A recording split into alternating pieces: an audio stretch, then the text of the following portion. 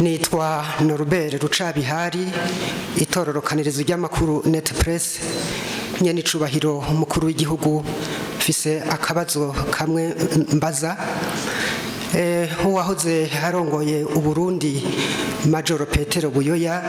yarasandavye hasandabira ipari mu Bufaransa ariko leta y'u Burundi ntaco yigeze bivuga ko nta n'ikigandaro yatunganije vyavuye kuki Petero Buyoya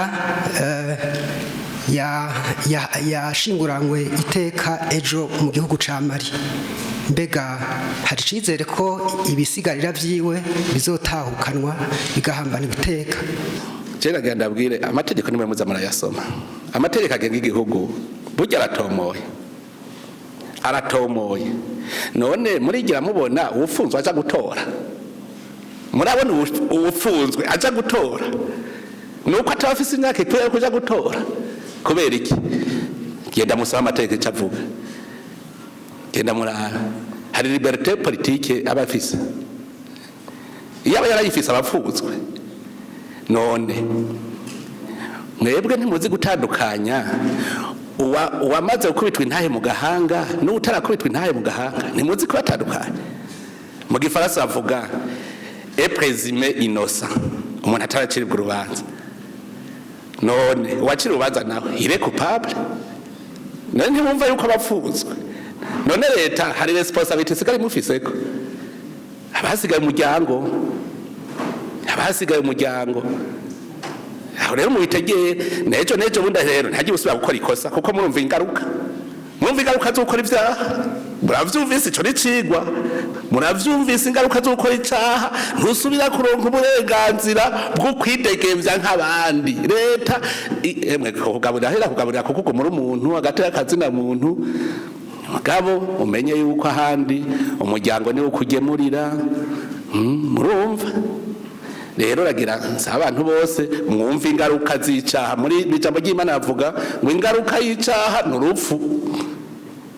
muvyumve rero no mu gihugu none Imana yonyene ingaruka y'icaha n'urupfu ku Mana nyene ikigogwe nyene vyose none mwumva ko bana abantu naho bimeze gute kandi mumenye ko leta ikorera bene gihugu bose none murazi burya ikintu ca mbere leta yitaho gukingira nuwakozwe ko n'icaha ico bita victime niwe muntu wa mbere leta itegerezwa gukingira nico gituma rero leta ntiraba umuntu umwe iraba igihugu cyose abakozwe ko n'icaha nabo kitakozeko urumva bose baguma leta ibakurikirana mugo wakozwe ko n'icaha murumva nawe ingene aca afatwa mu gihugu nyene cibahiro cyo bicizere cyuko bizohava bitahukanwa mu Burundi nagenda kubwire yuko burya umuryango wejewe waratumye umuntu aza kumbaza mugo mbega ngo none ngo mwana azoronka uburenganzira bwo kuhambwa mu gihugu ciwe nace ndamwishura nti umurundi wese arafise uburenganzira bwo guhambwa aho ibisekuru vyiwe biri arabifitiye uburenganzira jembe narinzi ko bazomuzana mu Burundi nivyo narinzi kandi je ndazi yuko baci bavuga ngo raba rero ngo leta vye ngo ni sawa kuko bari bazi ko leta itokwemera mugabo umuntu wari wese arafise uburenganzira bwo guhambwa ahari ibisigisigi vy'abasekuruza n'abaseku abifitiye uburenganzira rero aho nimva ko atari kibazo kandi ndakubwiye yuko nukumbaza bari bakimbajije ndakibishurako mu muryango kandi birabanezereza kandi ntibababajwe nuko leta atacizokora nivyababaje kuko barabizi erega nabo ni incabwenge nuko hari abashaka kwiyobagiza gusa bazi ingene bimeze